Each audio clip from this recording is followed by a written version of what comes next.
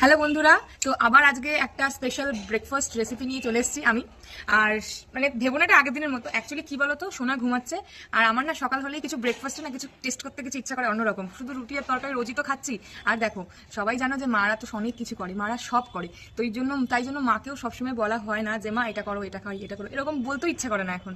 আর তাই জন্য আমি একটু সোনা ঘুমাচ্ছে বলে আমি একটু এসেছি একটা জিনিস বানাতে। সেটা হলো কি, এই যে এটা হলো কি, তোমরা আবার হয়তো ভাববে চিলা না।